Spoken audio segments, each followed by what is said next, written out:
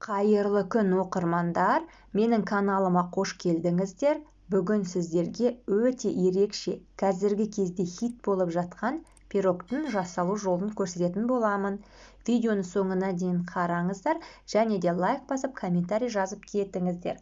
Алдағы уақытта менің түрлі рецепттерімді жіберіп алмау үшін арнама да тіркеліп кетуді ұмытпаңыздар. Пирогтарыңыз өте дәмді, бір жасағаннан ақ керемет болып шығады, ауызда ериді, өзіне тән ерекше дәмі болады. Бір жасасаңыздар, үнемі жасағыңыз келіп тұрады.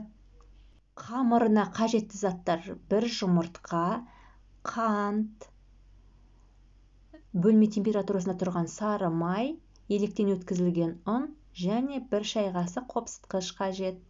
Ең алдымен құрғақ ыдысымыздың ішіне бір жұмыртқамызды салып, үстіне қантымызды сала отырып, шанышқының көмегімен араластырдым. Сіздер венчиктің көмегіне жүгінсеңіздер де болады.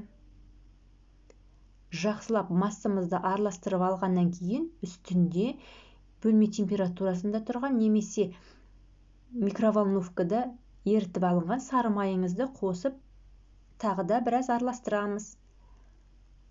Жақсылап араластырып алғаннан кейін електен өткізілген ұнды саламыз және де бір шай қасық қопсытқышымызды қосамыз.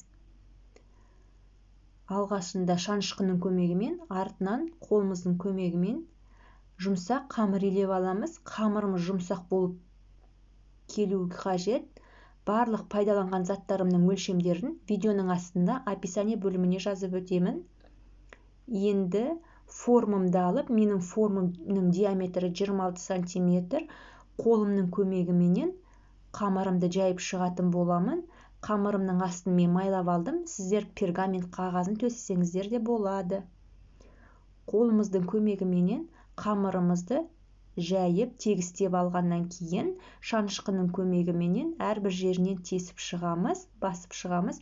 Біздің қамырымыз біркелкі болып пісуіне өзінің көмегін тигізеді. Қамырымызды дайындап алғаннан кейін ортасына салмасын салатын боламыз. Алдын ала жуып кептіріліп алған мейіз, төртке бөлінген грек жаңғағы, грек жаңғағында алдын ала жуып кептіріп, суын сорғытып, одан кейін пеште кептіріп алдым. Сонда біздің грек жаңғақтарымыз өте дәмді болады. Және де сары өрігімді де төртке бөлдім. Негізі менің салған заттарымның бәрі міндетті емес. Үйдегі бар дүниемен жасай берсеңіздер болады. Бірақ орех салу міндетті, өйткені орехпен жеген пирог өте дәмді болады. Және де чернослив салдым. Черносливті де төртке бөлдім. Барлығын салып алғаннан кейін үстіне қойытылған сүтті, яғни сгущенканы үстіне біркелкі қылдырып құйып шығатын боламыз. Бәр жеріне біркелкі жағу үшін ақырындап сілкіп жібереміз. Қасықтың көмегіне жүгінсеңіздер де болады.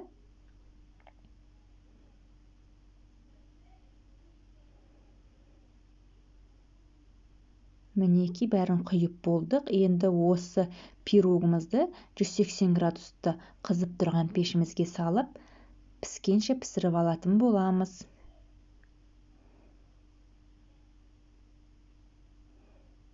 Өте дәмді болып шығады. Дәмі өте ерекше. Мінеки біздің пирогымыз осымен дайын. Толық суығаннан кейін бірақ формасынан босатамыз. Шамамен 1-2 сағаттай формада тұру қажет. Мінеки осымен біздің пирогымыз әзір. Видеоны соңына дейін қарағандарыңыз үшін рахмет. Келесі дәмді рецепттерде жолыққанша сау болыңыздар, ас болсын.